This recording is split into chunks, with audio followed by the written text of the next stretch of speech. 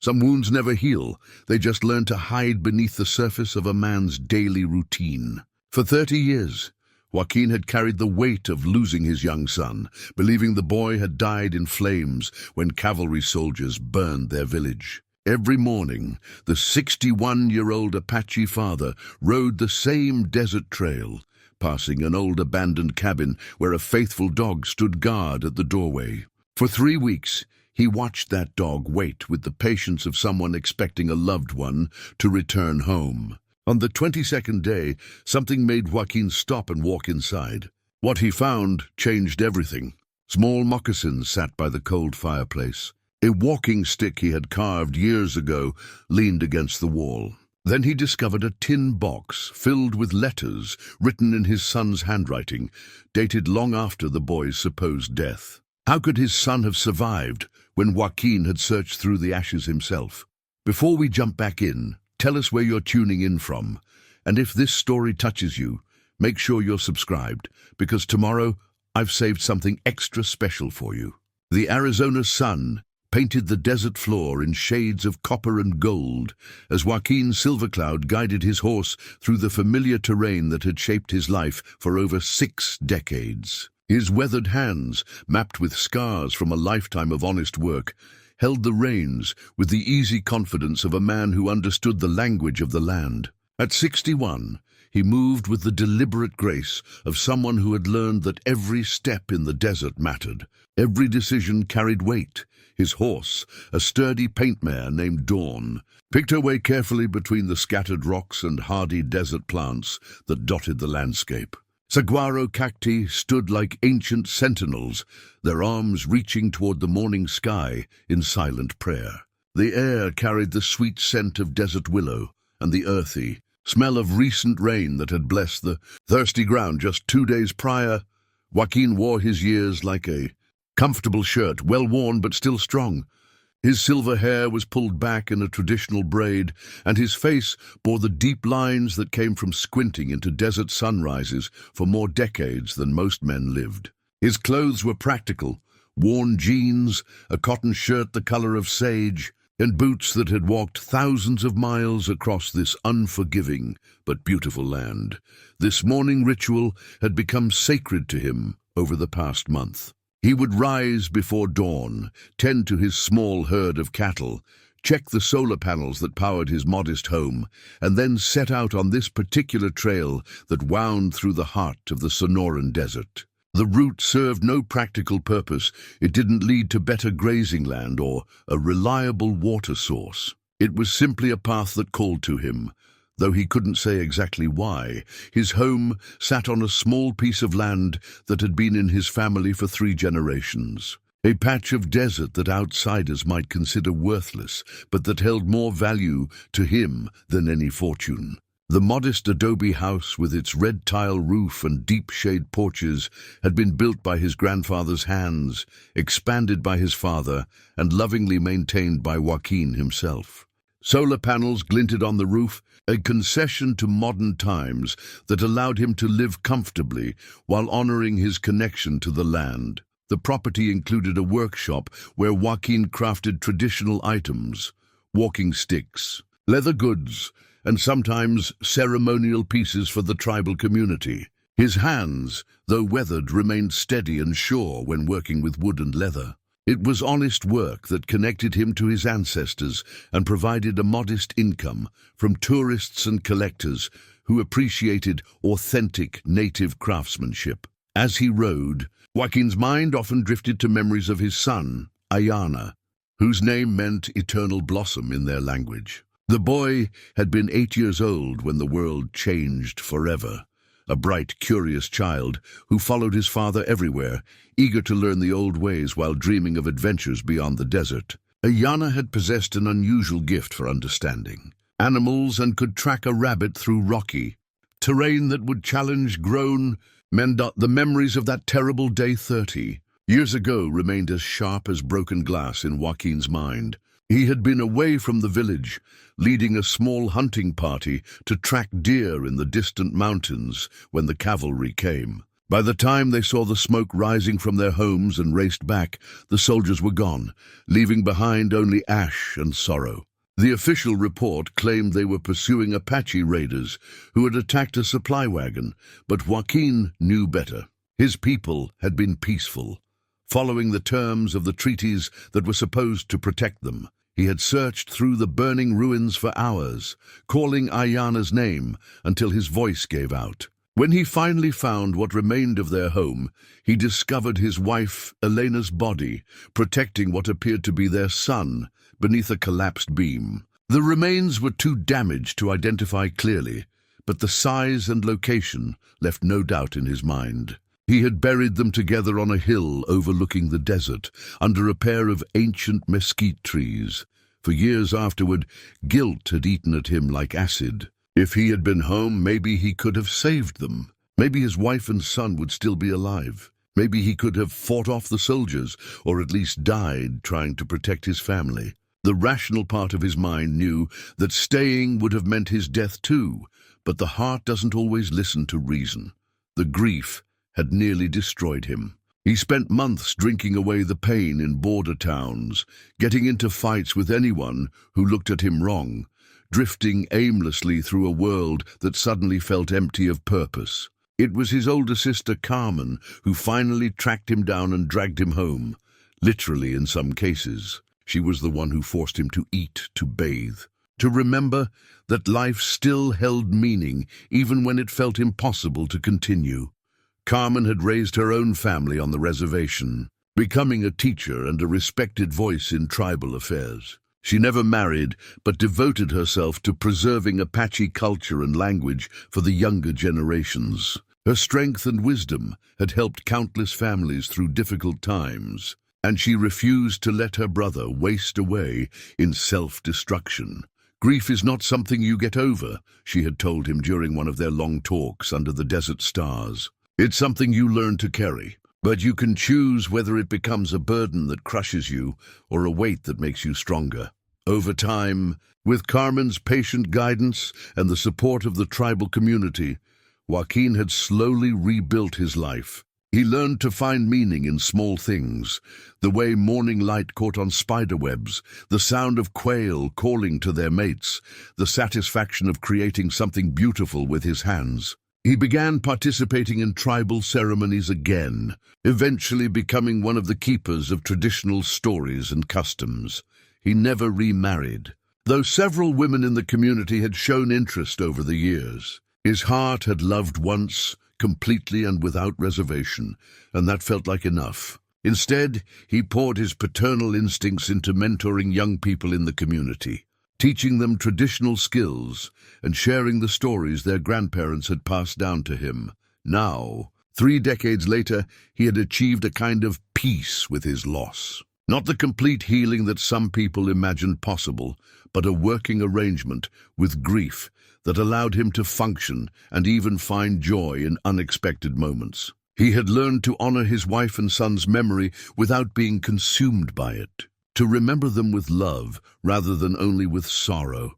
The trail he rode this morning had become part of that healing process, though he couldn't explain exactly how. Something about the rhythm of dawn's hooves on the packed earth, the vastness of the desert sky, and the timeless presence of the mountains in the distance helped quiet the restless parts of his spirit. It was during these rides that he felt most connected to the ancestors, most at peace with the mysteries of life and death. About 2 miles from his home, the trail curved around a large outcropping of red rock and descended into a small valley where an old cabin sat among a grove of desert ironwood trees. The structure had been abandoned for as long as Joaquin could remember, a remnant from the days when prospectors and ranchers had tried to tame this part of the desert. Most such buildings had long since collapsed or been reclaimed by the sand and wind, but this one somehow endured. The cabin was small, maybe 2 rooms at most, built from weathered wood that had turned silver gray under decades of desert sun. Vines had grown up around the foundation and partly covered one wall, giving it an almost romantic appearance despite its obvious decay. The roof sagged in places, and several windows were missing their glass. But the basic structure remained sound. What caught Joaquin's attention each morning wasn't the building itself, but the dog that stood guard beside its front door. The animal was a medium-sized mix of uncertain heritage, with a coat that seemed to blend perfectly with the desert colors, browns and tans and hints of red that made it nearly invisible when it stood still. Its ears were alert, its posture patient but watchful, and its eyes held an intelligence that seemed almost human. For 3 weeks now, every time Joaquin rode past the cabin, the dog was there. Not wandering around the property or exploring the surrounding area, but standing in exactly the same spot beside the door, as if waiting for someone to emerge from inside. The animal never approached Joaquin or Dawn, never barked or showed any sign of aggression or fear. It simply watched them pass with what appeared to be polite acknowledgement, then returned its attention to the cabin door. Joaquin had owned dogs throughout his life and considered himself a good judge of their behavior. This was not the action of a wild or feral animal. This was the behavior of a dog that belonged to someone, a dog with purpose and loyalty. But who could that someone be? The cabin had been empty for years, decades even. There were no tire tracks or footprints around the building, no signs of recent human habitation. Yet the dog appeared healthy and well-fed, its coat glossy despite the dust of the desert. Someone was caring for this animal, but when and how remained a mystery. Joaquin had even altered his riding schedule a few times, passing the cabin at different hours. But the dog was always there, always in the same position, always watching the door with patient devotion. The sight stirred something deep in Joaquin's chest, a recognition that he couldn't quite name. He had seen that kind of loyalty before, that unwavering faith that someone beloved would return. It reminded him of the dogs his family had kept when he was a child, animals that would wait by the door for hours when family members were away, refusing comfort until their humans came home. But this dog's vigil had a different quality, something that suggested it had been waiting far longer than a few hours or even a few days. There was a timeless patience to its posture, a resignation mixed with hope that spoke of months or even years of faithful watching. As Joaquin guided Dawn past the cabin on this particular morning, the dog turned to look at him with unusual directness. For a moment, their eyes met across the space of the small valley, and Joaquin felt an unexpected jolt of recognition. Not that he knew this particular animal, but that it somehow knew him. The dog's gaze held no wariness or suspicion, only a kind of acknowledgement that made the hair on Joaquin's arms stand up. He pulled Dawn to a halt and studied the scene more carefully. The morning light was particularly clear today, allowing him to see details he had missed before. The cabin's front door, which he had assumed was closed, actually stood slightly ajar. A thin line of shadow marked the opening, suggesting that someone had indeed been inside recently. More intriguingly, he could now see that what he had taken for random debris around the cabin's foundation was actually arranged in patterns. Stones formed small cairns beside the door, and pieces of wood were stacked in neat piles rather than scattered randomly. Someone had been maintaining this place, keeping it from complete decay. The dog continued to watch him, and Joaquin had the strange impression that it was waiting for something, not just for someone to emerge from the cabin, but for him specifically to make a decision. The animal's posture suggested patience, but also a kind of expectation, as if this moment had been anticipated for a long time. Joaquin felt his heart begin to beat faster, though he couldn't say why. Something about this scene was different today, charged with possibility in a way that made his hands tremble slightly on the reins. The rational part of his mind urged him to continue on his ride, to maintain the comfortable distance he had kept from the cabin and its mysterious guardian for the past 3 weeks. But another part of him, the part that still listened to dreams and watched for signs in the flight patterns of birds, whispered that this was important, that some mysteries were meant to be investigated, some questions were meant to be asked, that maybe, after 30 years of carrying grief like a stone in his chest, it was time to be curious about hope again. The dog took a single step toward him, not in aggression or wariness, but with what appeared to be invitation. "Come and see," its posture seemed to say. "Come and learn what has been waiting for you to discover." Joaquin sat on Dawn's back for a long moment, feeling the weight of decision. The smart thing would be to continue his ride, to leave this mystery unsolved and his peaceful routine undisturbed. He had worked too hard to find stability and peace, to risk them on the whims of a strange dog and an abandoned cabin. But as he looked into the animal's intelligent eyes, Joaquin realized that some risks were worth taking. Some questions demanded answers, even if those answers might change everything. Especially if they might change everything. He dismounted slowly, his boots hitting the sandy ground with a soft thud that seemed to echo in the morning stillness. The dog waited patiently as he tied Dawn's reins to a sturdy ironwood branch, then began walking toward the cabin with steps that felt both reluctant and inevitable. Each footfall seemed to mark a point of no return, a movement away from the safe routine he had built and toward something unknown and possibly transformative. The dog watched his approach with what appeared to be approval, its tail giving a single, dignified wag before it turned back toward the partially open door. As Joaquin drew closer to the cabin, he could see more evidence of recent care. The wooden steps leading to the small porch had been swept clean of debris, and the vines growing up the walls had been pruned back from the windows. Someone had definitely been maintaining this place, but with such subtlety that it appeared abandoned to casual observers. The dog moved aside as he approached the door, stepping back just enough to give him clear access while maintaining its vigilant position. Up close, Joaquin could see that the animal wore a collar, a simple band of braided leather that showed signs of careful maintenance. This was definitely someone's companion, not a stray that had randomly claimed the cabin as territory. His hand hesitated on the door handle, that final moment before discovery when anything seemed possible. Whatever lay beyond this threshold would either confirm his growing suspicions or prove them to be the wishful thinking of a man who had carried grief too long. Either way, his peaceful morning routine was about to end forever. Joaquin pushed the door open and stepped inside, with the faithful dog following close behind, ready to show him truths that would reshape everything he thought he knew about loss, survival, and the possibility of miracles in the desert.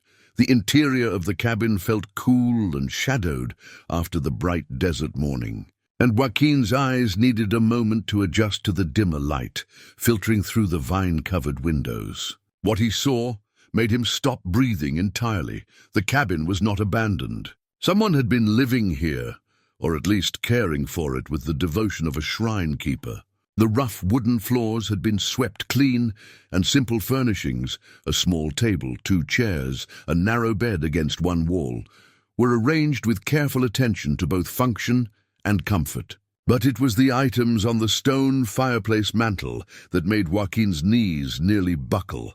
A pair of small moccasins sat there, child-sized and crafted in the traditional Apache style that Joaquin's own grandmother had taught him. The leather showed the golden patina of age, but had been kept supple and clean, as if someone handled them regularly with loving care. Beside them stood a walking stick that Joaquin recognized with the shock of absolute certainty. He had carved it himself from mountain mahogany, spent weeks shaping and smoothing the wood, inlaying it with turquoise stones in a pattern that told the story of a father's love for his son. He had given that walking stick to Ayana on the boy's 8th birthday, just 3 months before the cavalry attack. His son had been so proud of it, carrying it everywhere despite having no need for assistance walking.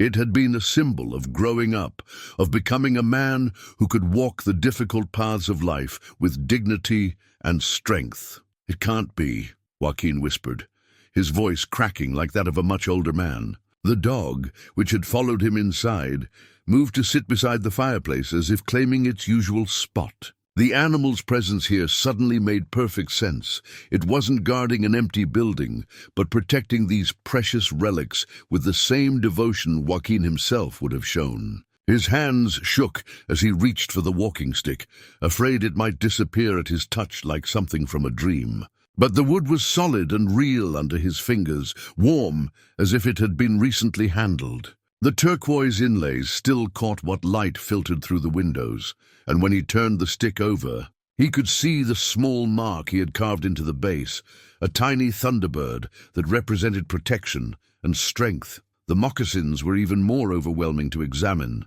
They were exactly the right size for an 8-year-old boy, crafted from the soft deerskin that Apache mothers traditionally used for their children's first real shoes. The beadwork along the edges followed patterns that were specific to their family line, designs that Joaquin's grandmother had taught to his wife Elena, who had passed them on to him after her death. But how could these items be here? Joaquin had searched through the burned ruins of their home so carefully, sifting through ash and debris for anything that might have survived the flames. He had found Elena's jewelry, twisted and blackened but recognizable. He had found cooking pots and tools, even some of his own clothes. But Ayana's possessions had been lost completely, consumed by the fire that had taken his family, unless they had never been in the house at all. Joaquin sank into one of the chairs, his mind reeling as he tried to process this impossible discovery. Could Ayana have had these items with him when the attack came? Could he have escaped with nothing but the clothes on his back and the walking stick in his hand, somehow managing to save his moccasins as well? But if his son had survived, where had he gone? Why hadn't he come home or sent word? Joaquin had spent months searching for any trace of survivors from the attack, following every lead, no matter how unlikely. The tribal councils had mounted their own investigations, and sympathetic Indian agents had made inquiries through official channels. No one had found any evidence that children from the village had survived, unless someone had helped them disappear. The thought hit Joaquin like a physical blow. There had been rumors, whispered stories passed between tribal members about underground networks that helped Apache children escape from cavalry attacks. Some said that sympathetic whites, traders, missionaries, even some military officers had secretly spirited children away to safety when they could, hiding them with friendly families or in remote locations until the danger passed. He had dismissed such stories as wishful thinking, the kind of tales that desperate people told themselves to maintain hope in hopeless situations. But sitting in this carefully maintained cabin, holding his dead son's walking stick, Joaquin began to wonder if some of those whispered stories might have been true. The dog moved closer to him, resting its head on his knee with a gentleness that suggested familiarity with human grief. Its brown eyes looked up at him with an expression that seemed almost knowing, as if it understood the magnitude of what he was discovering and approved of his presence here. "Whose dog are you?" Joaquin asked softly, running his hand through the animal's thick coat. "Who taught you to guard this place so faithfully?" As if in answer to his question, the dog stood and moved to a corner of the cabin where Joaquin now noticed a loose floorboard. The animal scratched at the wood with one paw, looking back at Joaquin with clear expectation. Heart pounding, Joaquin knelt beside the loose board and pried it up with his fingers. Underneath, wrapped in oiled cloth to protect it from moisture and insects, was a metal tin box about the size of a book. The container was old but well maintained, its surface decorated with painted designs that had faded but were still recognizable as traditional Apache symbols. Joaquin lifted the box with trembling hands, feeling its substantial weight. Something important was inside. Papers, perhaps, or other small objects that someone had considered precious enough to hide. The dog settled beside him as he worked the tight-fitting lid open, its presence somehow comforting as he prepared to learn truths that might shatter his understanding of the past 30 years. The box contained letters, dozens of them, folded carefully and arranged in chronological order, with the oldest ones yellowed by age and the newest ones written on paper that still felt crisp. Each envelope bore the same careful handwriting, and each was addressed simply to Father. Joaquin's vision blurred as he picked up the first letter, dated just 2 years after the cavalry attack. The handwriting was childish but recognizable, Ayana had been learning to write English and Apache syllabary from Elena before her death, practicing his letters with the serious concentration that he brought to everything he attempted. "Dear Father," the letter began in English, with some words scratched out and rewritten in the careful hand of a boy trying his best to communicate something important. "I hope this finds you well, and that you are not too sad about me and Mother. The man who helped me escape says I cannot come home yet because it is not safe. But I want you to know that I am alive and learning many things." Joaquin's hands shook so violently that he had to set the letter down and take several deep breaths before he could continue reading. His son had survived. Ayana had escaped the attack and lived to write this letter. To grow beyond the 8-year-old child Joaquin had mourned for 3 decades. The letter continued with details that only Ayana could have known. Memories of fishing trips they had taken together. References to family jokes and shared experiences that no stranger could have fabricated. The boy wrote about missing his fathers, stories and promised to remember. Everything Elena had taught him about their people's ways I practice with the walking stick you made me every day, the letter concluded. "It helps me remember that I am your son and that someday I will be strong enough to come home. Please do not be too sad. I am safe and I think about you always." It was signed with Ayana's childhood signature, a careful combination of English letters and Apache symbols that he had been so proud to master. Joaquin reached for the next letter, then the next, watching his son's handwriting mature as the years passed. The boy wrote about the family that had taken him in, people he could not name for their safety, but who had shown him kindness and helped him continue his education. He wrote about missing the desert, but learning to appreciate different landscapes. He wrote about struggling to maintain his Apache identity while adapting to a world that often seemed hostile to his people. As the letters progressed through the years, they revealed a young man growing up in hiding but never forgetting his roots. Ayana wrote about graduating from school, about learning trades that would help him support himself, about the constant ache of missing his father and his homeland. But he also wrote about the danger that still existed, the people who would harm both him and Joaquin if his survival became known. The most recent letter was dated just 6 months ago, written in the confident hand of a grown man who had never stopped thinking of himself as Joaquin's son. "Dear Father," it began, "I know that 30 years is too long to be apart, and I know that you must think I am dead. But I am coming home soon. The danger that kept me away is finally ending, and I have found a way to return safely. Watch for me in the place where we used to count stars together. Your loving son, Ayana." Joaquin clutched the letter to his chest, tears streaming down his weathered cheeks as the full reality of what he had discovered crashed over him like a flash flood in a desert arroyo. His son was alive. Ayana had survived, had grown to manhood, had never stopped loving him or thinking of him as father. 30 years of grief and guilt had been based on a mistake, a misunderstanding born of tragedy and necessary secrecy. The dog pressed against his side, offering comfort as Joaquin wept for the lost years and the found hope in equal measure. Somewhere out there, his son was alive and planning to come home. After 3 decades of carrying the weight of the dead, Joaquin had to learn how to carry the weight of the living again.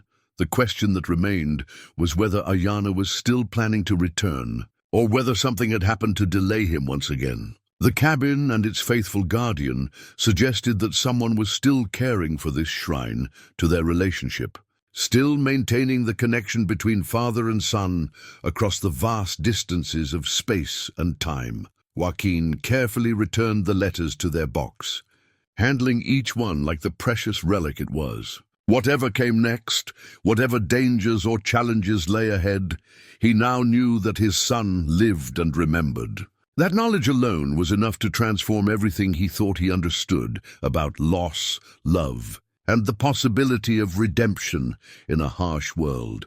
The faithful dog looked up at him with knowing eyes, its vigil finally explained but not yet ended. Together, they would wait and watch for the return of the man who had once been a lost little boy, the son who had never stopped believing that someday he would find his way home to his father's arms. Joaquin rode home in a daze, the metal tin box secured carefully in his saddlebag and the faithful dog trotting alongside Dawn as if it had always been part of their morning routine. His mind churned with questions that seemed to multiply with every hoofbeat. If Ayana had survived and lived all these years, why hadn't he returned before now? What danger could have been so persistent that it required 3 decades of separation?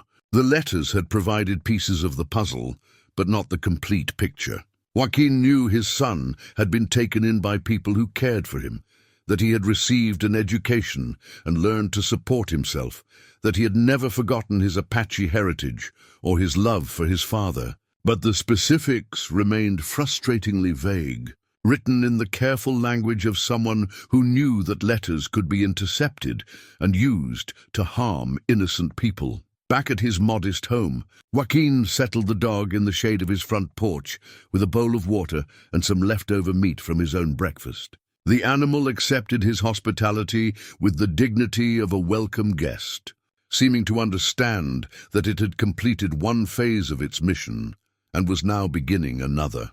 Inside the house, Joaquin spread the letters across his kitchen table in chronological order, studying them like a detective examining evidence.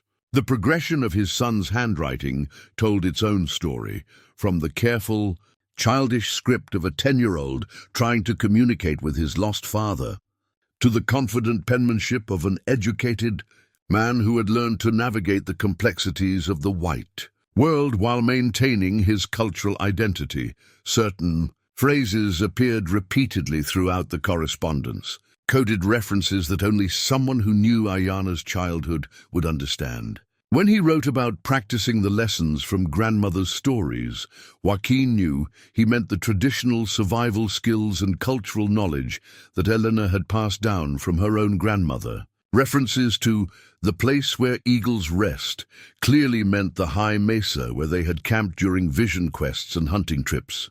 Most intriguingly, several of the later letters mentioned the man who watches over the treaty, lands, and the one who keeps the promises others have broken. These seemed to refer to someone in a position of authority who had been protecting Ayana and perhaps other survivors. Someone with enough power to maintain the necessary secrecy, but also enough conscience to care for displaced Apache children. Joaquin's sister Carmen arrived at his house around noon, as she did most Saturdays, bringing fresh bread and gossip from the tribal community center. She stopped short when she saw the dog on the porch, then noticed her brother's unusual demeanor through the screen door. "Whose dog?" she asked without preamble, settling her substantial frame into the chair across from him. Carmen was 5 years older than Joaquin, and had inherited their grandmother's gift for reading people's emotional states with unsettling accuracy. "I'm not sure yet," Joaquin answered honestly, "but I think it might have belonged to someone we thought was lost." Carmen studied the letters spread across the table, her sharp eyes taking in the careful handwriting and the aged paper. "These look old, important." Joaquin hesitated, torn between his need to share this incredible discovery and his instinct to protect his son's safety. The letters had made it clear that secrecy had been essential for Ayana's survival, and revealing too much too quickly might endanger whatever plans he had made for his return. "Carmen," he said finally, "what do you remember about the children who disappeared during the cavalry attacks? Not the ones we know died, but the ones whose bodies were never found." His sister's expression grew thoughtful and sad. "There were always rumors," she said slowly. "Stories about underground networks, sympathetic whites who would spirit children away when they could. Most of us thought they were just wishful thinking, the kind of stories grieving families tell themselves to keep hope alive. But some of you believed they might be true." Carmen nodded. "A few of the elders insisted they had proof. Old Peter Crowfeather used to claim he had helped coordinate some of the rescues, though he could never provide details. Said it was too dangerous for the people involved even years later." Joaquin's pulse quickened. Peter Crowfeather had died 5 years ago. taking whatever secrets he possessed to his grave. But if he had indeed been involved in rescue operations, there might be others who knew about the network that had saved Ayana. There was also that Indian agent, Carmen continued, the one who worked out of the agency office in the 1890s. What was his name? Morrison. He was different from the others, actually seemed to care about our people's welfare. There were stories that he had helped families reunite, though nothing was ever proven. Joaquin made a mental note to research this agent's records, if any still existed. Government files from that era were often incomplete or deliberately vague, but they might contain clues about Ayana's situation. The afternoon was spent carefully examining each letter for additional information. Joaquin shared only general details with Carmen, describing the correspondence as letters from someone who survived the attack without revealing the writer's identity. His sister's natural discretion meant she didn't press for specifics, but her presence and insights proved invaluable in decoding some of the more cryptic references. One letter from the mid-1890s mentioned learning the white man's law to protect our people's rights, suggesting that Ayana had pursued some form of legal education. Another from the early 1900s referenced working with the territorial government to ensure fair treatment, implying that he had found a way to use his position to help other Apache families. Most significantly, several of the more recent letters contained references to gathering evidence and preparing for justice. These suggested that Ayana's long absence might have had a specific purpose beyond simple survival. He might have been working to expose or prosecute those responsible for the original attack. As the sun began to set, painting the desert sky in brilliant shades of orange and purple, Carmen prepared to leave. She paused at the door, studying the faithful dog that had claimed a permanent spot on the porch. That animal has the look of one who has been waiting for something important, she observed. Dogs don't maintain that kind of vigil without good reason. After Carmen left, Joaquin spent the evening reading through the letters again, this time looking for any indication of where Ayana might be now or when he planned to return. The most recent letters reference to the place where we used to count stars together clearly meant the high mesa where they had spent countless nights during Joaquin's efforts to teach his son traditional astronomy and navigation. But that had been written 6 months ago. Had Ayana been delayed by unforeseen circumstances, or was he waiting for some specific event or condition before revealing himself? The letter's mention of the danger finally ending suggested that whatever threat had kept him away for 30 years was only recently resolved. Joaquin walked out to his porch, where the dog lay, watching the trail that led toward the mysterious cabin. The animal's alertness suggested it was expecting something, perhaps its master's return, or perhaps the arrival of news about when that return might happen. Tomorrow, Joaquin told the dog quietly. We'll go back to the cabin and look for more clues. Someone has been maintaining that place, and if it's not Ayana himself, then it's someone who knows where he is. The dog's tail thumped once against the porch boards, a sign of approval that made Joaquin smile despite the emotional turmoil of the day. After 30 years of grieving alone, he finally had a companion who understood the importance of his quest to reunite with his lost son. As he prepared for bed, Joaquin found himself filled with a restless energy that had nothing to do with the day's physical exertion. For the first time in 3 decades, he was going to sleep with hope in his heart instead of grief. Tomorrow would bring new discoveries, new clues to follow, and perhaps even the first steps toward the reunion he had never dared to dream possible. The faithful dog settled on the porch for the night, maintaining its vigil even in this new location, ready to guide and guard whatever came next in their shared mission to bring a lost son home to his father. The next morning brought a discovery that changed everything Joaquin thought he knew about his son's survival. Hidden in the very last letter, folded so small it had appeared to be just another crease in the paper, was a hand-drawn map that made his breath catch in his throat. The map was sketched in the careful detail of someone who knew the desert intimately, showing landmarks and hidden places that only a person raised in Apache tradition would recognize. Every water source, every sheltered camping spot, every escape route through the maze of canyons and mesas was marked with symbols that combined traditional Apache knowledge with practical navigation. But most remarkably, the map revealed a network of hidden locations within a day's ride of Joaquin's own home. Caves, abandoned homesteads, seasonal shelters, all connected by trails that followed the natural contours of the land and remained invisible to casual observers. Someone had been living in this area for years, moving between safe houses with the skill of a traditional Apache scout. The faithful dog seemed to recognize the map when Joaquin spread it out on his kitchen table, whining softly and pawing at specific locations marked with small crosses. Its reaction confirmed what Joaquin was beginning to suspect. This animal had traveled these routes many times, serving as guide and companion to someone who knew the desert as well as Joaquin himself did. The first location marked on the map was only 3 miles from the cabin where Joaquin had found the letters. A natural cave hidden behind a curtain of desert vines. According to the map's symbols, it contained supplies for the journey home, whatever that might mean.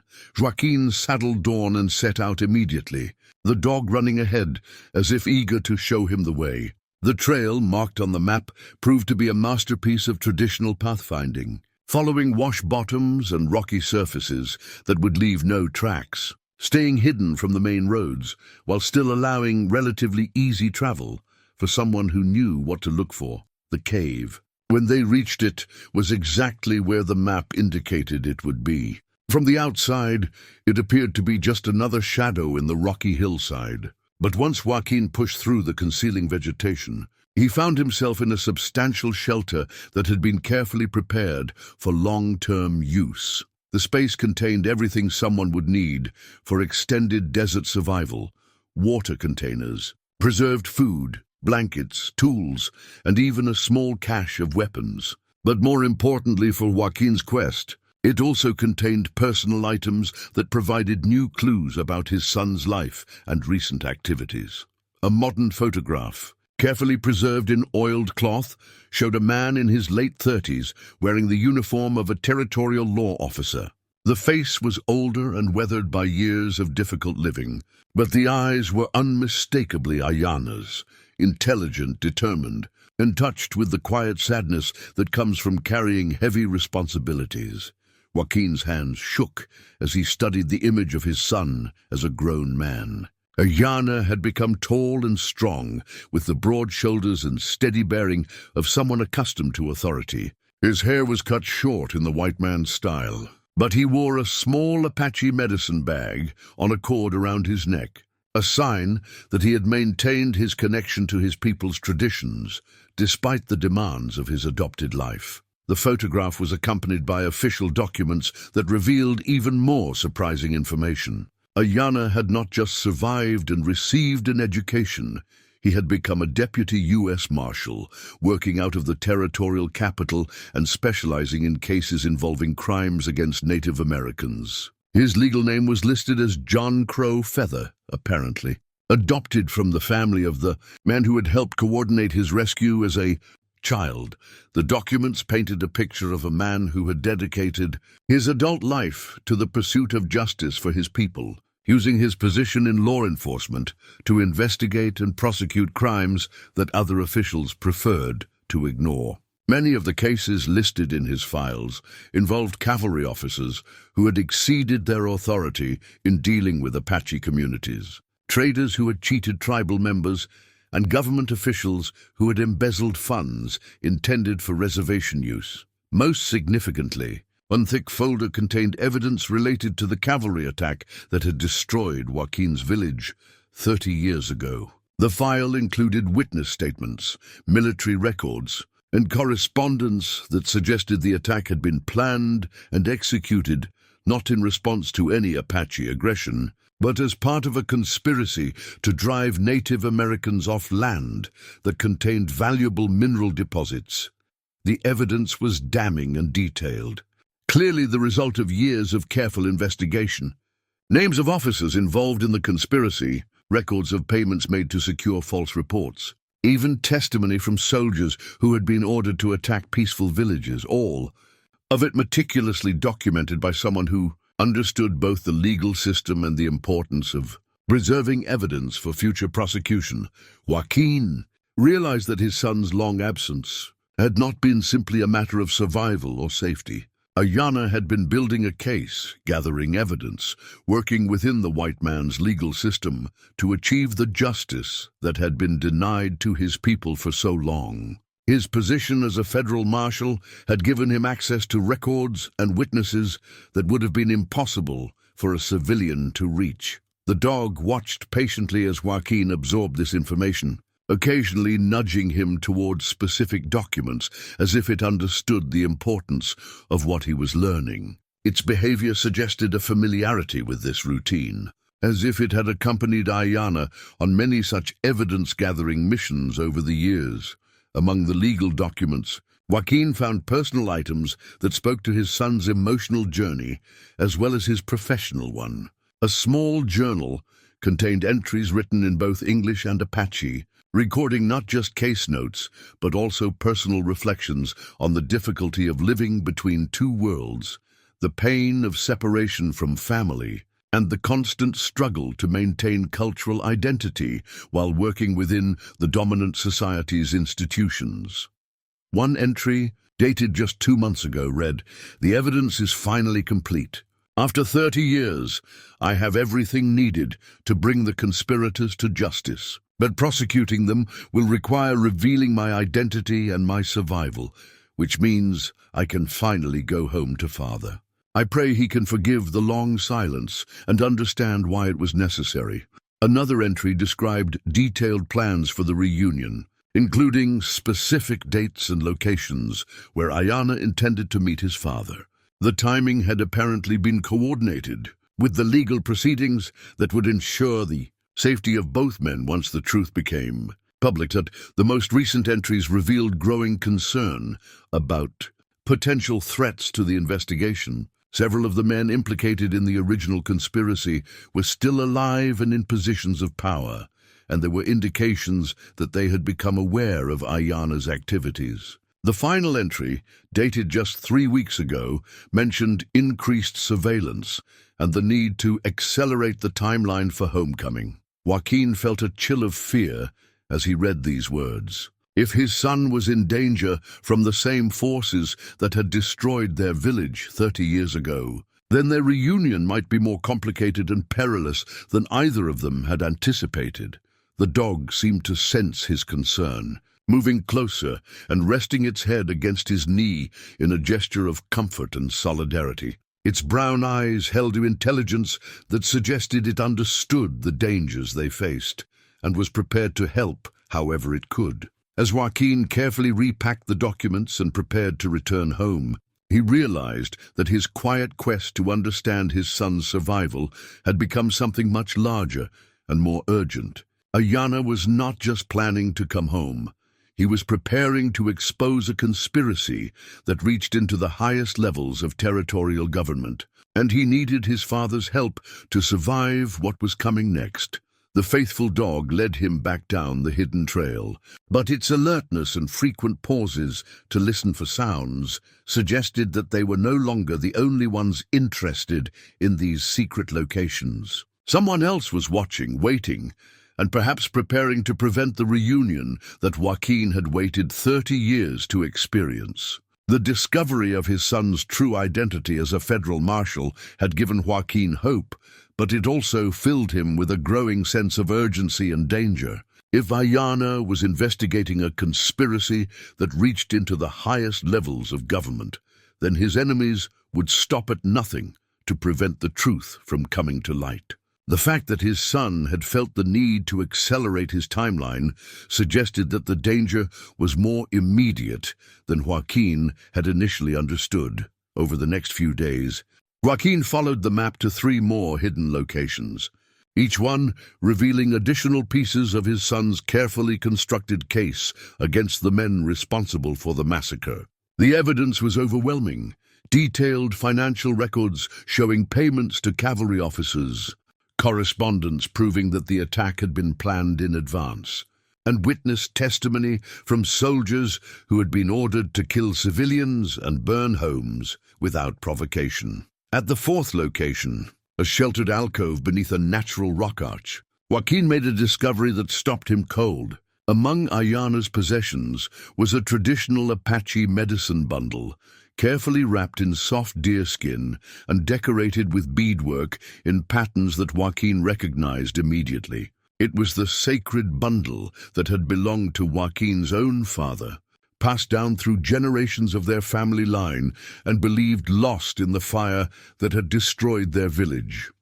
Inside the bundle were items of profound spiritual significance, sacred stones, herbs used in healing ceremonies, and small carved figures that represented the protection of ancestors. But most moving of all was a lock of Elena's hair, carefully preserved and wrapped in a piece of their family's ceremonial cloth. Ayana had somehow managed to save this precious relic of his mother, carrying it with him throughout his years of exile as a tangible connection to his lost family and cultural heritage. The medicine bundle also contained something new, a letter written in Elena's hand, but dated after her supposed death. Joaquin's vision blurred as he read words he had never expected to see.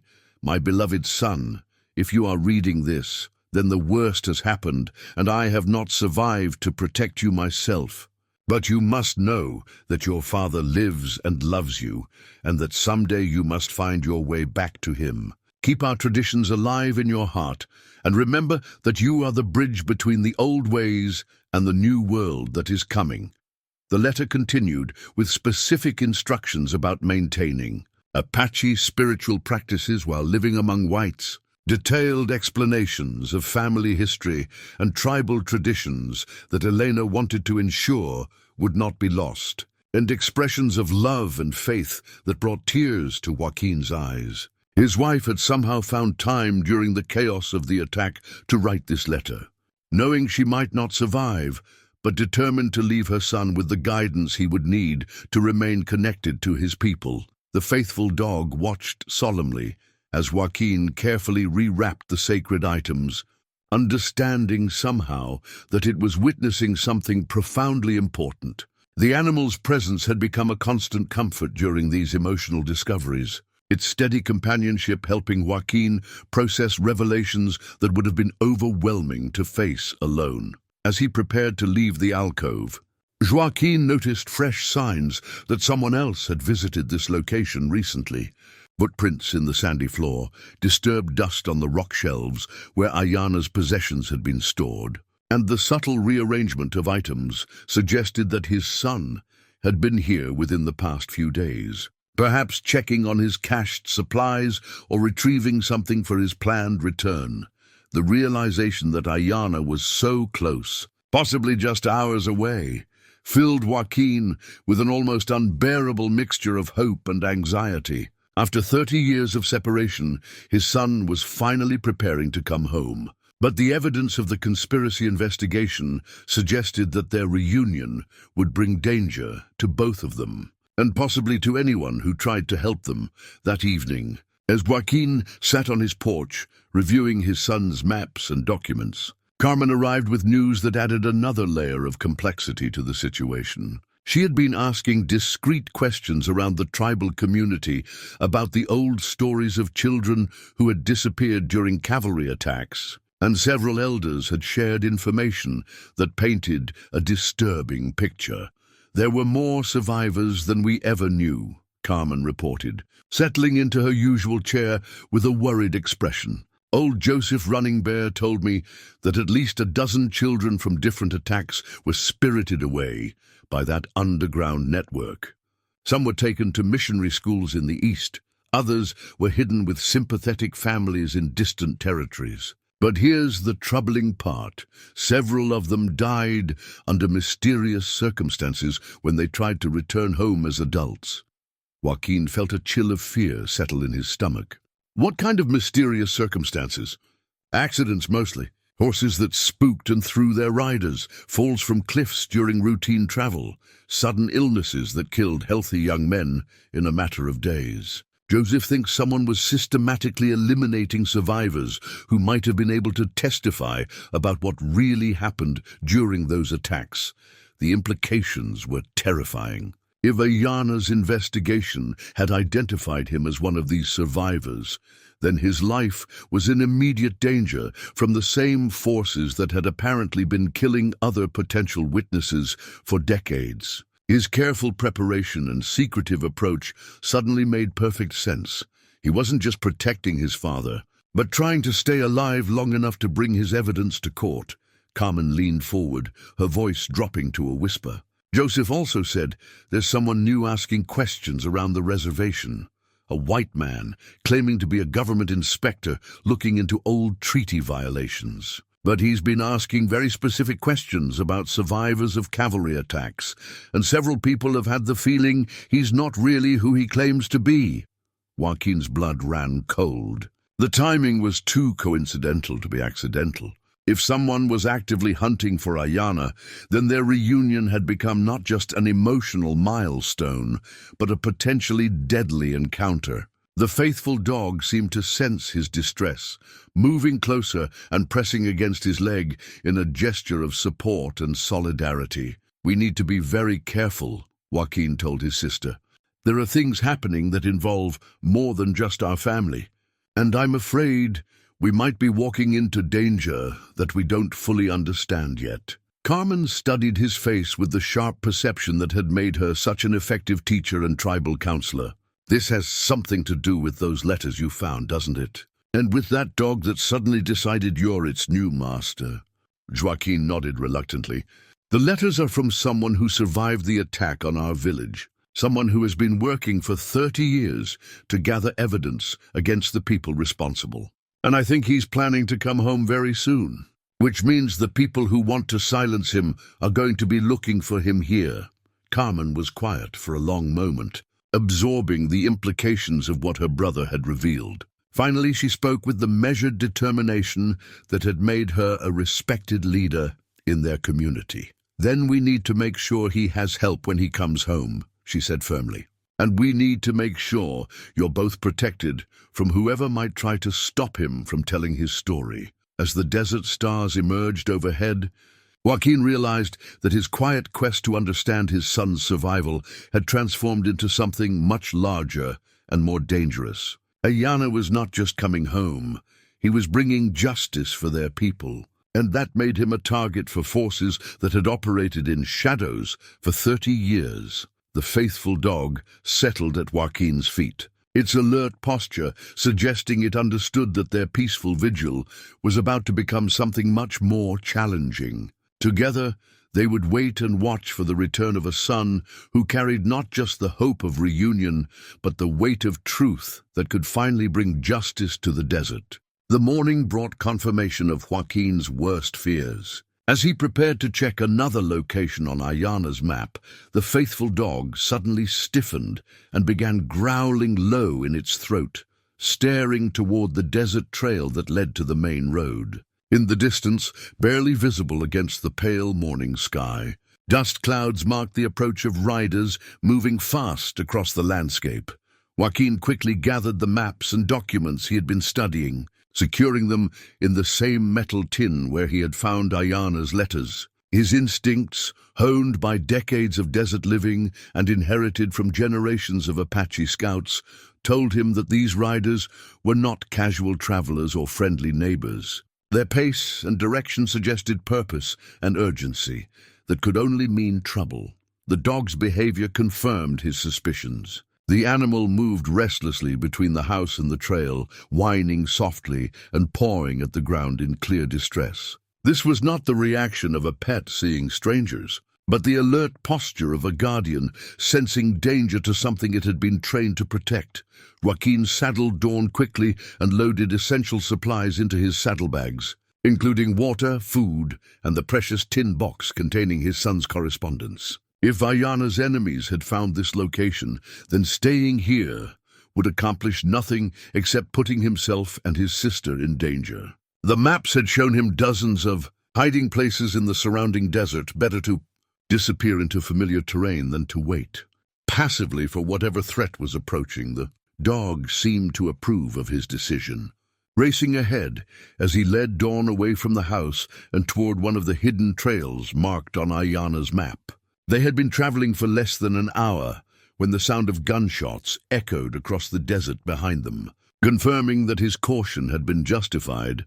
From a concealed position on a rocky ridge, Joaquin watched through his grandfather's old field glasses as armed men surrounded his property. There were 5 of them, all wearing the kind of practical clothing that marked them as professional hired guns rather than casual troublemakers. They moved with military precision, searching his house and outbuildings with the thoroughness of people who knew exactly what they were looking for. The leader appeared to be a tall man with graying hair and the bearing of someone accustomed to command. He directed the search with calm efficiency, occasionally consulting what appeared to be a map or written instructions. When the men failed to find what they were seeking, he gestured toward the desert trails, clearly preparing to expand their search into the surrounding wilderness. Joaquin felt a cold anger settle in his chest as he watched these strangers violate his home and threaten his peaceful life. These were the same kind of men who had destroyed his village 30 years ago, representatives of the conspiracy that had torn his family apart and forced his son to live in hiding for most of his adult life. The fact that they had found his location meant that Ayana's investigation had indeed put both of them in mortal danger. The faithful dog pressed against his leg, offering comfort while maintaining its own vigilant watch on the intruders below. Its presence reminded Joaquin that he was not facing this crisis alone. His son had prepared for this possibility and had provided both guidance and companionship for whatever challenges lay ahead. Using the hidden trail marked on Ayana's map, Joaquin made his way to a cave system about 5 miles from his home, a place his son had designated as an emergency rendezvous point. The caves were well concealed and had multiple entrances, making them ideal for someone who needed to remain hidden while still being able to observe the surrounding area. Inside the main cave, Joaquin found evidence that Ayana had been using this location as a base of operations for several weeks. Supplies were carefully organized, maps and documents were spread across a natural stone table, and a comfortable sleeping area had been arranged in the deepest part of the cave. Most importantly, there were clear signs that someone had been here very recently. Still warm ashes in a small fire pit and fresh water in the containers suggested that his son might return at any time. The dog immediately settled beside the fire pit, as if reclaiming its familiar spot after a temporary absence. Its behavior confirmed what Joaquin had begun to suspect. This animal was not just a companion to Ayana, but an active partner in his investigation and planning. The intelligence in its eyes and its obvious familiarity with the cave suggested that it had been trained to serve as both messenger and guardian, capable of leading trusted people to safe locations and warning of approaching danger. As afternoon faded into evening, Joaquin studied the materials his son had assembled in this hidden command post. The scope of Ayana's investigation was far larger than he had initially realized. The conspiracy behind the cavalry attacks had continued operating for decades, evolving from simple land theft into a sophisticated network that controlled mining rights, water access, and even some territorial government appointments. The evidence showed that the same group of men responsible for the original massacre had continued to profit from Apache land for 30 years, using their political connections to ensure that their crimes remained hidden and their wealth continued to grow. Several prominent businessmen and politicians in the territorial capital were implicated, including men who had built reputations as champions of law and order while secretly profiting from violence against Native Americans. Most disturbing of all were documents suggesting that the network had recently learned about Ayana's investigation and were actively working to eliminate him before he could present his evidence to federal authorities. The timing of their discovery explained why his son had been forced to accelerate his plans for returning home. He was running out of time before his enemies found and killed him. As darkness fell over the desert, Joaquin heard the soft sound of footsteps approaching the cave entrance. The dog's ears perked up immediately, but instead of growling, its tail began to wag with excitement. A moment later, a familiar voice called out in Apache, using the traditional greeting that families exchanged when returning from long journeys. "Father," the voice said, still speaking in their native language, "I have traveled far to come home to you." Joaquin's heart stopped beating for a moment as he recognized the voice he had not heard in 30 years. It was deeper now, weathered by time and hardship, but unmistakably the voice of his son. Ayanna had finally come home, arriving at the precise moment when both their lives hung in the balance between justice and vengeance. "My son," Joaquin replied in Apache, his voice breaking with emotion, "I have been waiting for you longer than the stars have been shining." The silhouette that appeared in the cave entrance was taller and broader than the 8-year-old boy who had disappeared 3 decades ago. But when he stepped into the firelight, Joaquin saw the same intelligent eyes and determined expression that had marked Ayanna as special from his earliest childhood. The years had changed his son's appearance, but not his essential character. He remained the bridge between worlds that Elena had always believed he would become. The faithful dog raced to greet its master, tail wagging furiously as Ayanna knelt to embrace the animal that had served him so loyally during the dangerous mission of bringing father and son together again. In that moment, watching his son's gentle interaction with the creature that had helped make their reunion possible, Joaquin felt the last of his doubts disappear. After 30 years of separation, his family was finally whole again. Now they just had to survive long enough to enjoy it. The reunion Joaquin had dreamed of for 30 years lasted only moments before Ayanna pulled away from their embrace and began moving with urgent efficiency around the cave. His son's face, while filled with joy at seeing his father again, also bore the hard lines of someone carrying dangerous knowledge and immediate threats. "Father, we don't have much time," Ayanna said, speaking English now with the crisp diction of someone educated in government schools, but maintaining the respectful tone he had learned as an Apache child. "The men who came to your house today are part of something much larger than either of us imagined. What I'm about to tell you will change everything you think you know about why our village was destroyed." As Ayanna gathered documents from his makeshift headquarters, Joaquin studied his son's appearance more carefully. The photograph he had found in the cave had prepared him somewhat, but seeing Ayanna in person revealed details that no picture could capture. His son wore the practical clothing of a man who lived outdoors: sturdy pants, a cotton shirt, and boots designed for long travel across rough terrain. But pinned to his shirt was something that made Joaquin's breath catch in his throat. A U.S. Marshal's badge gleamed in the firelight, confirming what the documents had suggested, but making it real in a way that photographs could not. His son had not just survived and received an education. He had become a federal law enforcement officer, one of the most respected and feared positions in territorial justice. "You're really a marshal," Joaquin said, still struggling to reconcile this authoritative figure with his memories of the 8-year-old boy who had followed him everywhere, eager to learn traditional hunting and tracking skills. "For 12 years now," Ayanna confirmed, sorting through papers with practiced speed. "It was the only way I could gain access to the records and witnesses I needed to build a case against the men who destroyed our home. But what I discovered goes far beyond simple land theft or military corruption."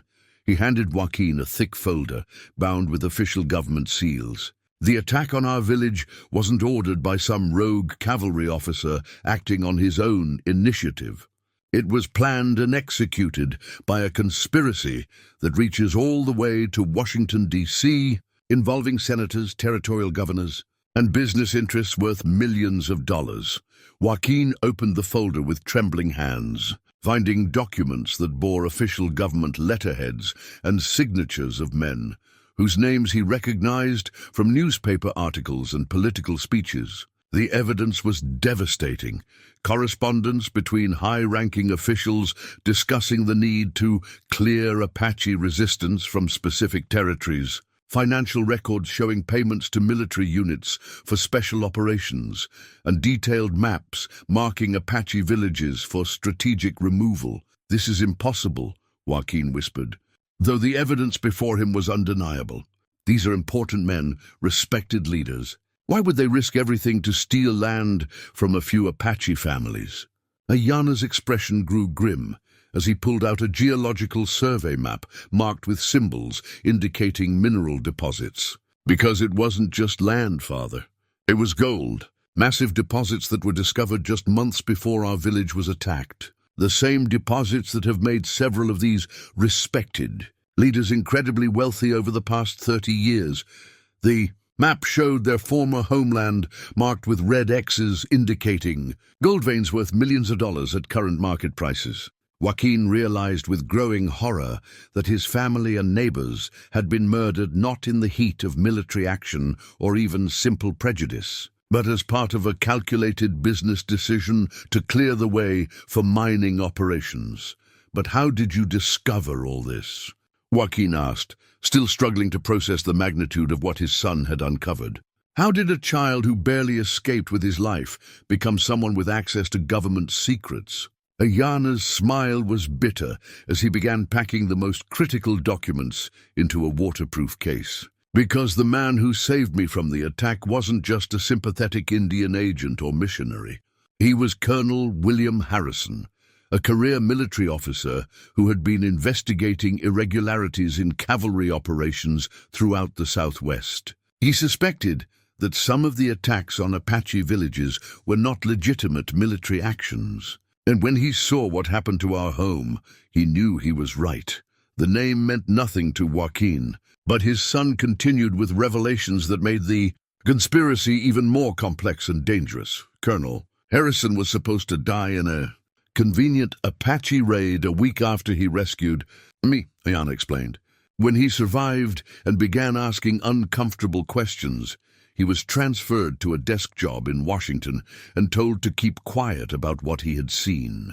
Instead, he spent the next 20 years gathering evidence and preparing a case that could bring down the entire network. Joaquin felt as if the ground was shifting beneath his feet. "So you weren't just hidden for your own safety. You were being prepared to help expose this conspiracy." "Exactly. Colonel Harrison educated me, trained me, and eventually helped me get appointed as a federal marshal, so I would have the authority to investigate crimes that other law enforcement agencies were ordered to ignore. For the past 12 years, I've been building the case that he started, gathering evidence piece by piece while pretending to investigate routine territorial crimes." The faithful dog suddenly raised its head and began growling. Its attention focused on the cave entrance. Ayana immediately extinguished their small fire and motioned for silence, moving with the fluid grace of someone trained in both Apache stealth and military tactics. "They've found us," he whispered, drawing a revolver from a holster concealed beneath his shirt. "The same network that killed Colonel Harrison 3 months ago has finally tracked me down." Joaquin felt cold fear settle in his stomach. "Colonel Harrison is dead?"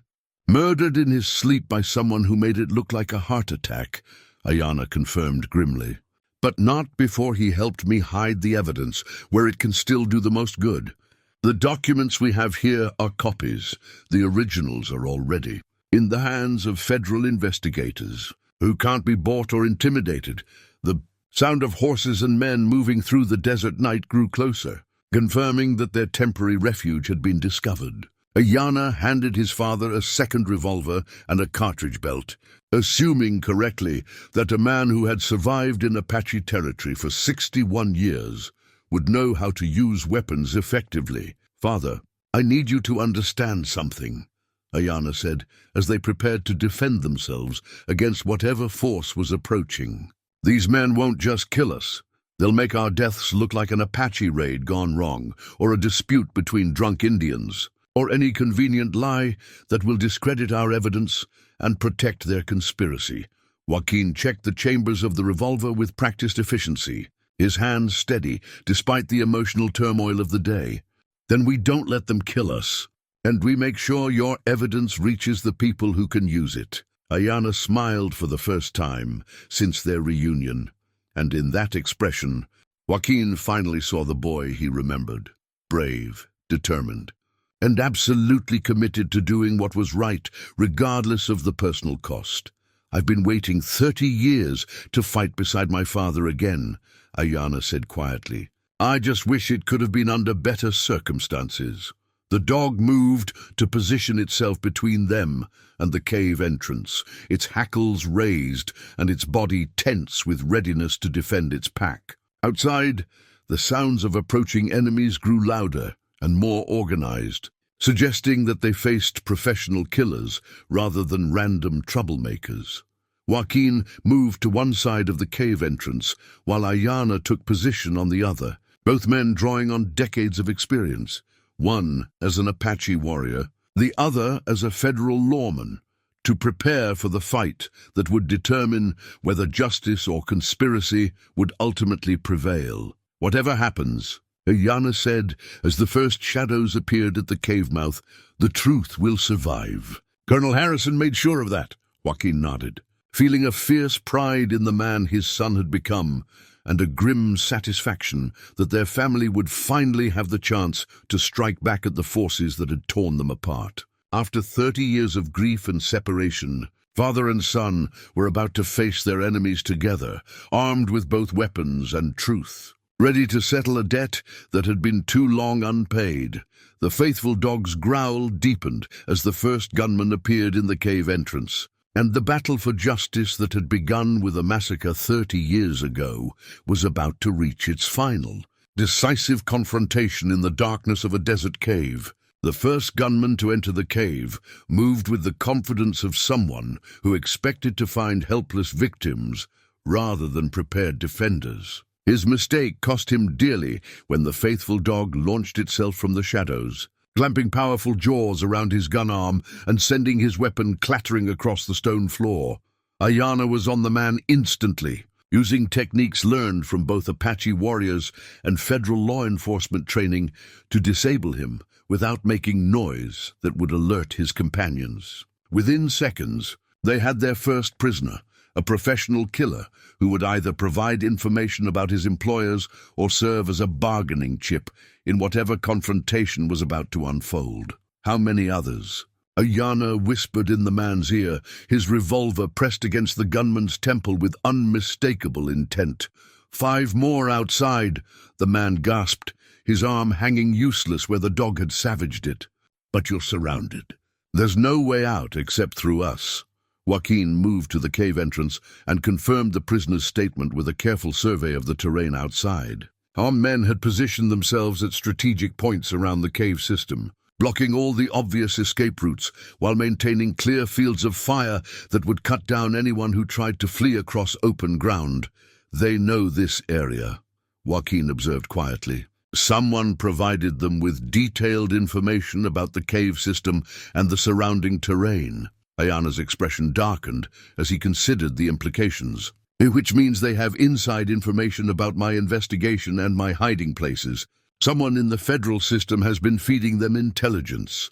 The wounded gunman managed a pained smile. You think you're so smart, Marshal Crowfeather. But we've been watching you for months, reading your mail, tracking your movements. Your own government sold you out. Before Ayana could respond, a voice called out from the desert night, amplified by the natural acoustics of the rocky terrain. The speaker was the tall, grey-haired man Joaquin had observed searching his house earlier. Clearly the leader of this operation and someone accustomed to being obeyed without question. Marshal Crowfeather, the voice called, using Ayana's legal name with mocking formality. My name is Captain Benjamin Morrison, and I represent certain business interests that would prefer your investigation to end quietly and permanently. You have something that belongs to us, and we want it back. Ayana moved closer to the cave entrance, staying in the shadows, but positioning himself where his voice would carry clearly to the men outside. "What I have, Captain Morrison, are federal warrants for the arrest of everyone involved in the massacre of innocent Apache families. Your business interests are going to face justice, whether you kill me or not." Morrison's laughter echoed off the canyon walls with genuine amusement. "I'm afraid you're mistaken about several things, Marshal. First, there will be no arrests and no trials, because there will be no evidence. Second, your death tonight will be reported as the unfortunate result of a dispute between intoxicated Indians that got out of hand. And third, any federal warrants you think you've obtained were signed by judges who work for us." The words hit Ayana like physical blows, and Joaquin saw his son's face pale with the realization that his years of careful investigation might have been compromised from the beginning. If Morrison was telling the truth, then the conspiracy reached even deeper into the federal system than they had suspected. "You're lying," Ayana called back.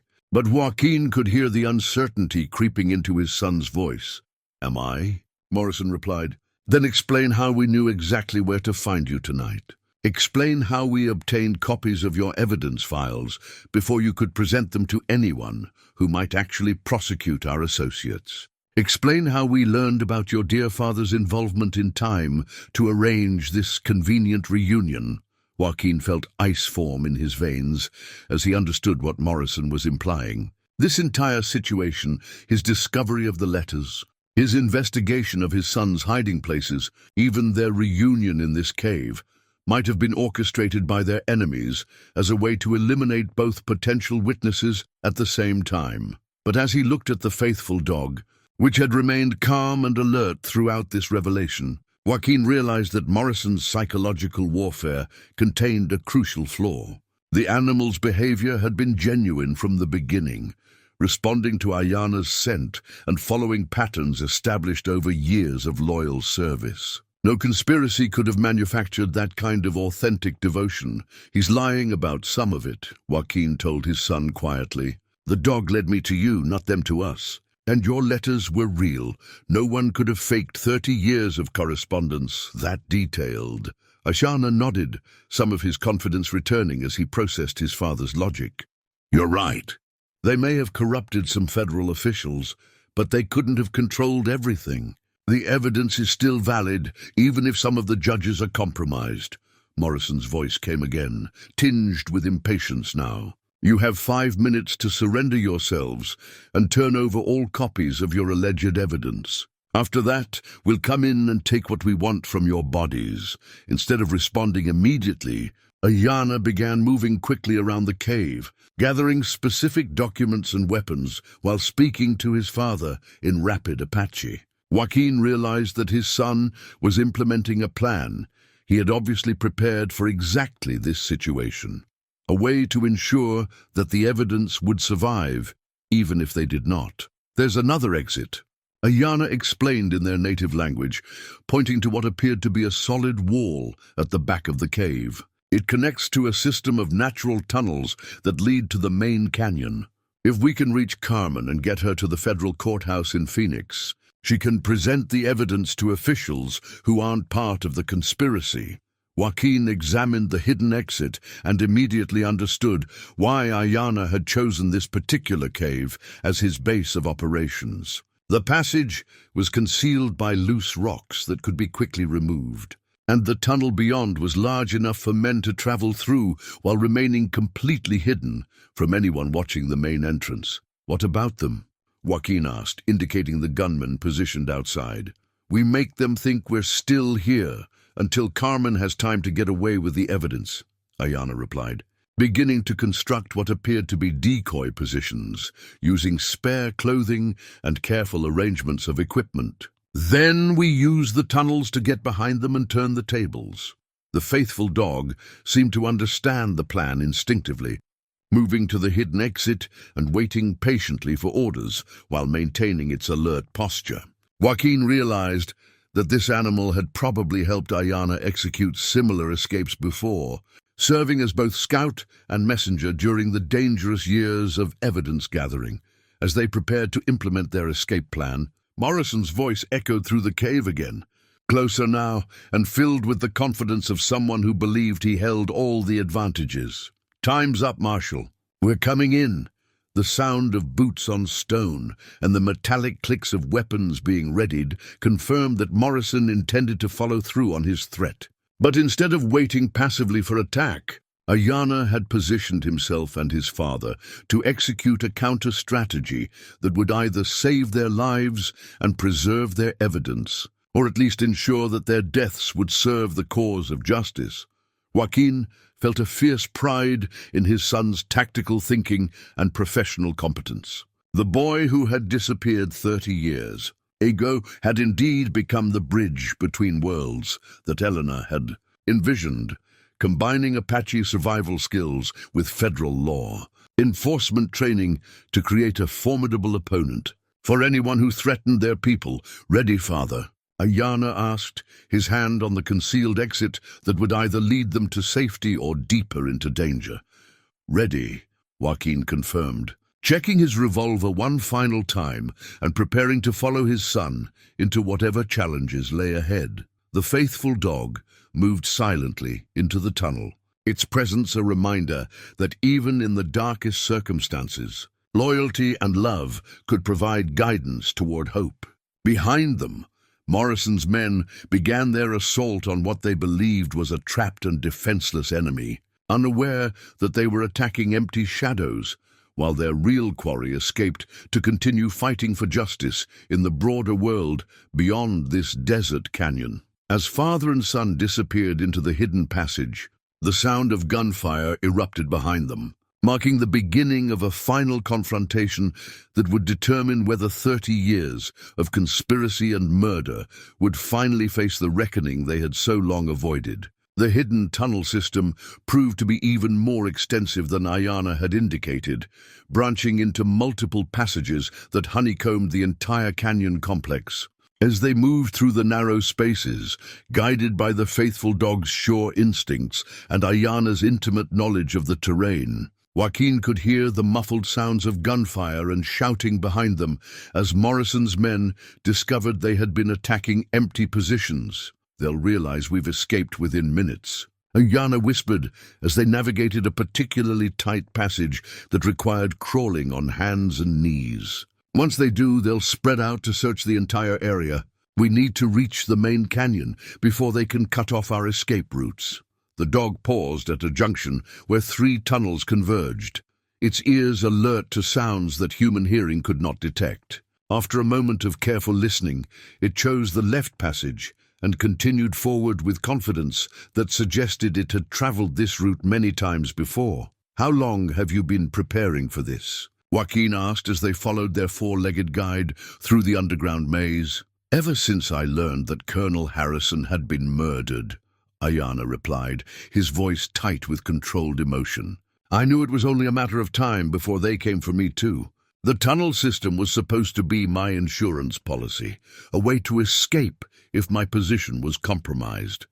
They emerged from the tunnels at the base of the main canyon, where a narrow creek provided both concealment and a natural path toward the desert beyond. The faithful dog immediately began scouting the surrounding area, its behavior indicating that they had successfully avoided Morrison's immediate search perimeter, but their relief was short-lived. As they prepared to continue their escape towards civilization and safety, Ayana suddenly stopped and pulled out a small telescope, studying something in the distance that had caught his attention. "What is it?" Joaquin asked, following his son's gaze toward the mouth of the canyon. "Riders," Ayana said grimly. "At least a dozen of them positioned to block our exit. Morrison didn't just bring the men who attacked the cave. He brought an entire company to make sure we couldn't escape." Joaquin felt his heart sink as he realized the full scope of their enemy's preparation. This wasn't a hastily organized manhunt, but a carefully planned military operation designed to eliminate every trace of the evidence that could expose the conspiracy. Morrison had anticipated their escape route and positioned forces to intercept them regardless of which direction they tried to flee. "We're trapped," Joaquin said. stating the obvious with the calm acceptance of a man who had faced death before and understood that sometimes courage was the only choice left. But Ayana was studying the canyon walls with the calculating gaze of someone trained in both Apache warfare and federal law. Enforcement tactics. Not trapped, he corrected. Just facing a more difficult problem than I had originally anticipated. He pointed to a series of ledges and handholds that led up the canyon's eastern wall toward a high mesa that overlooked the entire area. There's an old Apache trail up there, something my grandfather showed me when I was a boy. It's treacherous in daylight and nearly impossible at night, but it leads to the main road about 5 miles from here. Joaquin examined the cliff face and felt his stomach tighten with fear. The route his son had indicated was indeed possible for someone with excellent climbing skills and intimate knowledge of the terrain. But it would require them to traverse exposed rock faces where a single misstep would mean a fatal fall to the canyon floor. "Can the dog make that climb?" he asked, unwilling to abandon the loyal animal that had made their reunion possible. "He's done it before," Ayana assured him. "Desert dogs learn to climb almost as well as they learn to run. But father, I need you to understand something before we attempt this. Even if we make it to the top, we'll still have to cross 20 miles of open desert on foot to reach Carmen and safety. Morrison's men will be hunting us every step of the way." Joaquin looked at his son, the man who had survived 30 years of exile and danger to bring justice for their people, and felt a surge of fierce pride, mixed with absolute determination. "Then we'd better get started," he said simply. The climb began in darkness, with only starlight to illuminate the treacherous handholds and narrow ledges that would either carry them to safety or to their deaths. The faithful dog proved as capable as Ayana had promised, finding footholds in the rock face with the sure instincts of a creature born to desert survival. Behind them, the sounds of pursuit grew more organized as Morrison's men discovered the tunnel exit and began tracking their escape route. Shouts and the clatter of equipment echoed off the canyon walls, adding urgency to their desperate ascent toward the high ground that represented their only chance of outrunning their enemies. As they climbed higher, Joaquin caught glimpses of the forces arrayed against them: mounted men with rifles and professional equipment, dogs trained for tracking, and even what appeared to be Apache scouts who had been bought or coerced into serving the conspiracy that had destroyed so many of their people's lives. The realization that some of his own people were working for their enemies added another layer of pain to an already desperate situation. But it also strengthened Joaquin's resolve to ensure that Ayana's evidence reached the authorities who could bring justice for all the victims of this 30-year conspiracy. The climb up the canyon wall became a race against time, as Morrison's men discovered their escape route and began pursuing them up the treacherous cliff face. Joaquin could hear boots scraping against stone below them, and the occasional curse as one of their pursuers lost his footing on the narrow ledges that required both courage and skill to navigate safely. "There!" Ayana whispered urgently, pointing to a deep shadow in the rock face about 50 feet above their current position. "That's the entrance to the final passage. Once we reach it, they won't be able to follow us without ropes and climbing equipment." But as they struggled upward toward salvation, a rifle shot cracked through the desert night, and stone chips exploded from the rock face just inches from Joaquin's head. Morrison's men had positioned a sniper with a clear view of the cliff, and he was systematically targeting the handholds and ledges that offered the only path to safety. "Keep moving," Ayana commanded, drawing his revolver and returning fire toward the muzzle flash that had revealed the sniper's position. "I'll try to keep him busy while you and the dog reach the passage." Joaquin wanted to protest, to insist that they stay together and face whatever came as a family.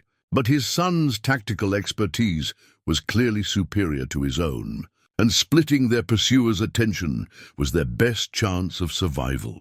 The faithful dog seemed to understand the urgency of the situation, scrambling up the rock face with desperate agility, while Joaquin followed as quickly as his 61-year-old muscles would allow. Another rifle shot rang out, this one striking so close to the dog that fragments of stone drew blood from its flank.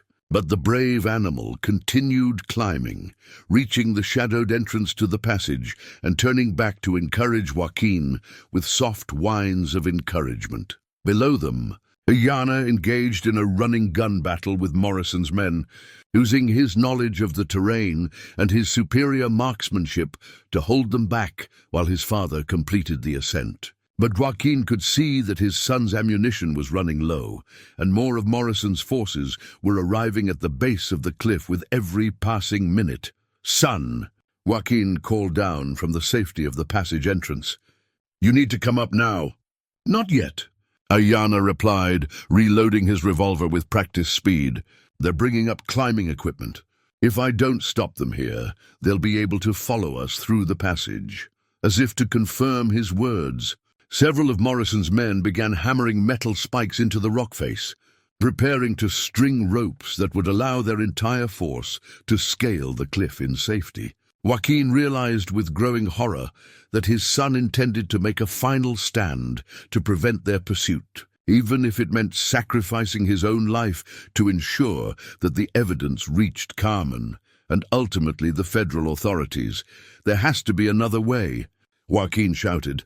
But even as he spoke, he could see that Ayana was right. The narrow ledges that had allowed them to climb the cliff would also serve as highways for their enemies. Once proper climbing equipment was in place, it was then that Joaquin remembered something his own grandfather had taught him about these canyon walls, knowledge that had been passed down through generations of Apache warriors who had used this terrain to defend their homeland against cavalry attacks. The rock face they were climbing was not solid stone, but a series of layered formations held together by centuries of accumulated debris and mineral deposits. "Ayana!" he called to his son, speaking in Apache to prevent their enemies from understanding. "Do you remember the story of Cochise and the falling stones?" Ayana's head snapped up, and even in the dim starlight, Joaquin could see understanding dawn in his son's eyes. The story was more than legend. It was a tactical manual for using the canyon's geology as a weapon against invading forces. "The support ledge," Ayana replied in Apache, immediately grasping what his father was suggesting. "If we can collapse it, their climbing equipment becomes useless." Working together, father and son began targeting specific stress points in the rock formation that supported the main ledge system.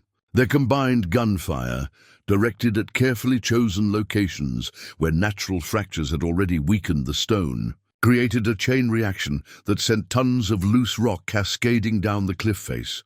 Morrison's men scattered as boulders and debris rained down around them, destroying their climbing equipment and making any further ascent impossible for the immediate future. Several of the gunmen were caught in the rockfall, their screams echoing off the canyon walls as they were swept away by the avalanche of stone. In the sudden silence that followed the collapse, Joaquin and Ayana found themselves alone on the cliff face, their enemies temporarily scattered and their immediate escape route secured. The faithful dog waited patiently in the passage entrance, its tail wagging with relief at seeing both of its human companions safe.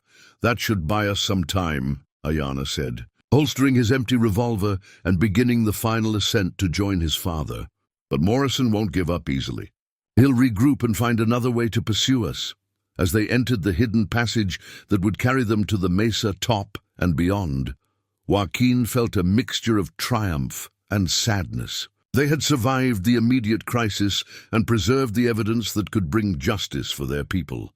But the cost had been high. Men had died in the rockfall below, and the conspiracy they fought had roots so deep that eliminating Morrison's force would be only the first step in a much longer battle. But for now, father and son were together again, armed with truth and determination, ready to complete the mission that had begun with a child's escape from massacre 30 years ago. The faithful dog led them through the darkness toward whatever challenges lay ahead, its unwavering loyalty a reminder that some bonds could not be broken by time, distance, or even the calculated evil of those who valued gold more than human life.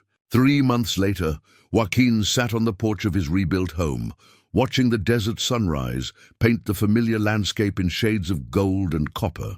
The faithful dog lay contentedly at his feet, no longer maintaining its vigilant watch, but relaxed in the peaceful satisfaction of a mission finally completed. The scars on its flank from that desperate night in the canyon had healed cleanly, leaving only faint marks that served as reminders of courage under fire.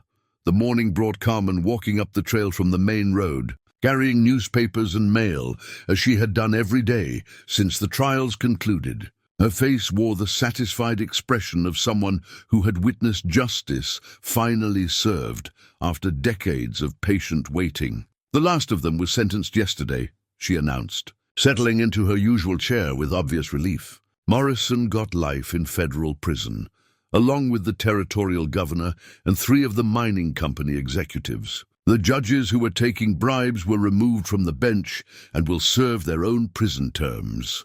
Joaquin nodded with quiet satisfaction. The evidence that Ayana had gathered over 12 years of dangerous investigation had proven even more devastating than they had hoped. Once presented to honest federal authorities by Carmen's dramatic arrival at the courthouse in Phoenix, it had triggered the largest corruption investigation in territorial history. What about the families? Joaquin asked, referring to the Apache communities that had been displaced and impoverished by 30 years of systematic theft. Reparations are being distributed, Carmen replied, spreading out official documents that bore government seals and important signatures. The mining companies are being forced to pay compensation for the land they stole, and the federal government is providing additional funds for families who lost loved ones in the cavalry attacks. It was more than Joaquin had ever dared to hope for during those long years of grief and uncertainty. Justice had finally come for his people, not through violence or revenge, but through the patient work of a son who had never forgotten his father's teachings about right and wrong. Ayana arrived shortly after noon, riding the same trail that had once led Joaquin to the mysterious cabin where their reunion had begun. He wore civilian clothes now. His resignation from the marshal service had been accepted with honor and gratitude from federal officials who recognized his extraordinary service to justice. The conspiracy's reach into law enforcement had made his continued work as a federal officer impossible, but it had also freed him to come home permanently. "The new walking stick is finished," Ayana announced, dismounting from his horse and retrieving a carefully wrapped bundle from his saddlebags. "I thought we could carve it together, the way you taught me when I was a boy." Joaquin accepted the gift with hands that trembled slightly with emotion.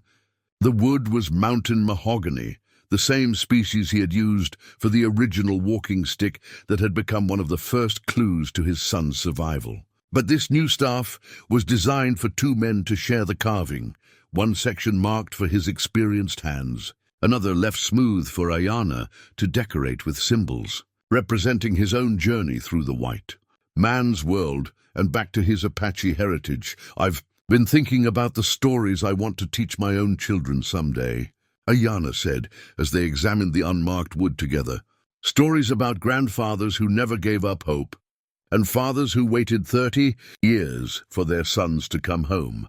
The conversation that followed was the kind that Joaquin had dreamed of during the long decades of separation, a son sharing his plans for the future, seeking guidance and wisdom from a father who had earned the right to give both.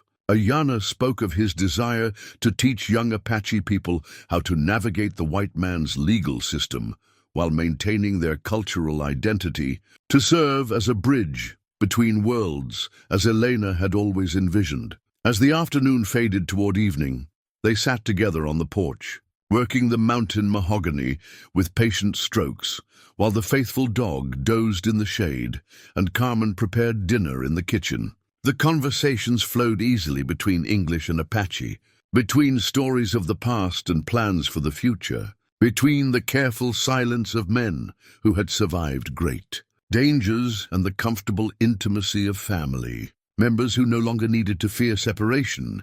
The cabin where Joaquin had first discovered the truth about his son's survival had been converted into a small museum, preserving the letters and artifacts that told the story of the underground network that had saved Apache children from cavalry massacres. Visitors came regularly to learn about this hidden chapter of territorial history, and the faithful dog had become something of a celebrity, appearing in newspaper articles and government reports as a symbol of loyalty and perseverance. But for Joaquin, the most important transformation was the simplest one. The grief that had defined his life for 30 years had not disappeared. It would always be part of him, a reminder of the wife and family life that had been stolen by conspiracy and greed. But it no longer controlled his days or haunted his nights. Instead, it had been balanced by joy, tempered by justice, and transformed into wisdom that he could pass on to future generations. As the desert stars emerged overhead, father and son continued their quiet work on the walking stick that would someday represent their renewed relationship and the strength that came from surviving the worst that life could offer. The faithful dog stretched and moved closer to them, its presence a constant reminder that some loyalties transcended time and circumstance, that some bonds could not be broken by separation or threatened by conspiracy. The desert wind carried the scent of sage and the distant sound of coyotes calling to their mates, eternal rhythms that had witnessed the rise and fall of empires, the struggles of individuals against impossible odds, and the quiet triumphs of love over hatred, truth over deception, family over the forces that sought to destroy it. In the peaceful silence of that perfect evening, Joaquin understood that he had finally received the greatest gift life could offer, not just the return of his son, but the knowledge that their separation had served a larger purpose, that 30 years of pain had not been meaningless, but had prepared them both for the moment when they could stand together against injustice and emerge victorious, the faithful dog's contented sigh seemed to echo his own deep satisfaction with the way their long journey had finally ended, not with vengeance or bitterness, but with healing, justice, and the promise of many peaceful sunrises yet to come.